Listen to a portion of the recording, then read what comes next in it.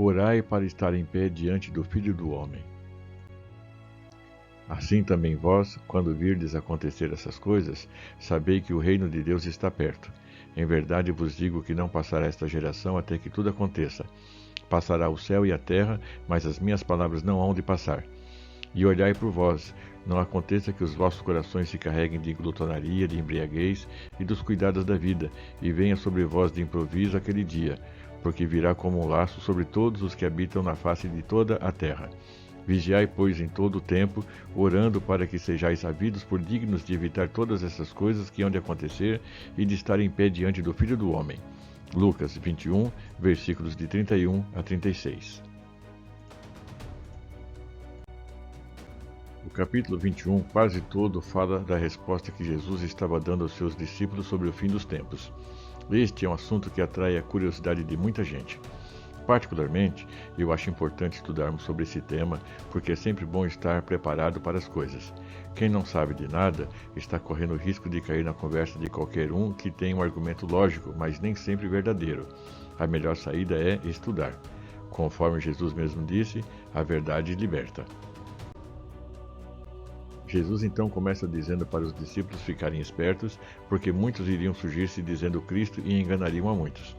Eles deveriam estar atentos aos sinais dos tempos: guerras, nações contra nações, terremotos, pestes, fomes, coisas espantosas, sinais no céu, entre outros. Fala que eles, os discípulos daqueles dias e dos tempos futuros, seriam presos, perseguidos, odiados por muitos.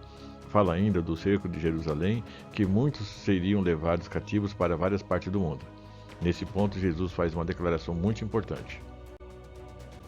Jerusalém será pisada pelos gentios, até que os tempos dos gentios se completem, e haverá sinais no sol e na lua e nas estrelas, e na terra angústia das nações em perplexidade pelo bramido do mar e das ondas.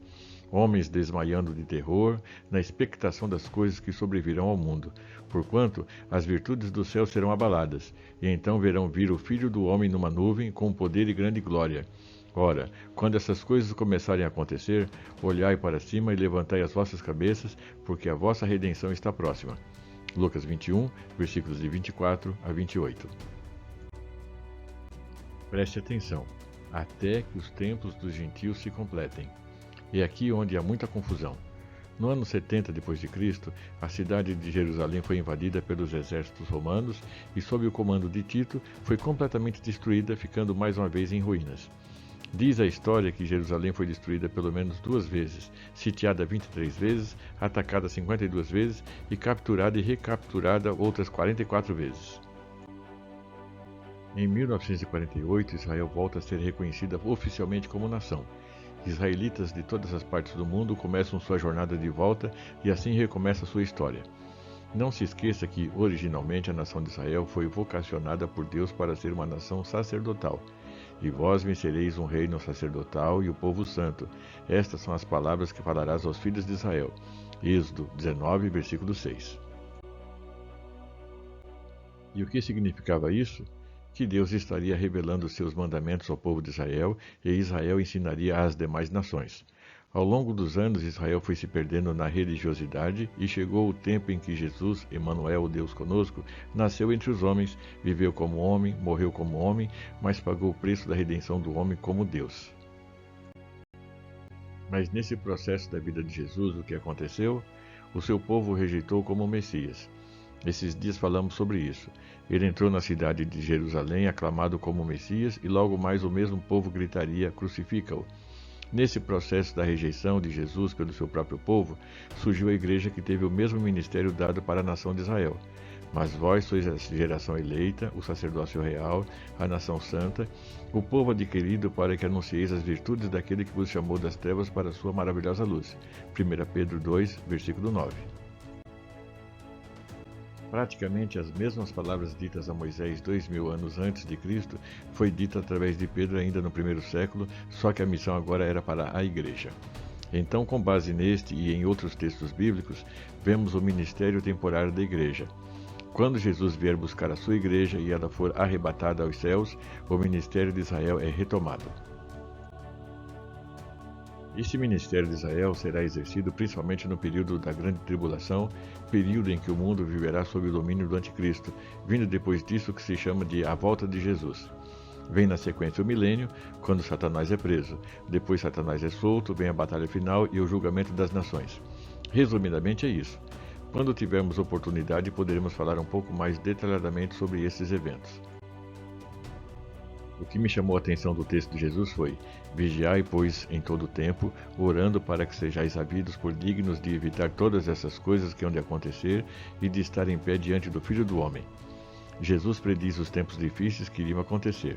Alerta seus discípulos, aqueles que estavam ali e os demais que surgiriam através dos séculos, incluindo nós agora, para vigiarem, atentarem para os tempos e orarem para não sofrerem os malefícios daquelas coisas ruins que iriam acontecer. Se Jesus pede para orar nesse sentido, é porque é possível acontecer. E como não viver os sofrimentos da grande tribulação? Só fazendo parte da igreja, e esta será arrebatada antes desse tempo. Sei que existem os que acreditam que a igreja será arrebatada antes da tribulação, outros que será no meio da tribulação, e tem ainda os que acreditam que será no final da tribulação. Mas sabe o que é mais importante? Olha o que Jesus conclui: e de estar em pé diante do Filho do Homem. Este é o desejo de todo cristão, no final de tudo, estar de pé diante de Jesus Cristo e fazer parte da eternidade junto com Ele. Não importa se o processo é antes, durante ou depois. O importante, de fato, é estar diante de Jesus, não é mesmo? E aqueles que não acreditam em nada disso? É um direito do ser humano acreditar no que quiser. Uma das coisas que todo cristão precisa aprender é a respeitar a fé das demais pessoas. Se no final de tudo for igual ao que elas pensam e creem, que bom! Mas, e se no final for igual ao que Jesus nos ensinou, o que será de quem não acreditou nas palavras de Jesus? Meu irmão e minha irmã, vamos ler com atenção esse capítulo 21 e prestar atenção em cada detalhe. O que tivermos dúvida, vamos pedir ao Espírito Santo que nos ensine a verdade. Corremos o risco de entendermos alguma coisa de forma errônea ou seguir ensinos errados, mas o Espírito Santo não nos engana e não nos deixa ser enganados quando buscamos de todo o coração. Vamos fazer isso? Tenha um dia abençoado e até a próxima. Devanir Caetano da Silva, pastor da Igreja Restauração em Cristo.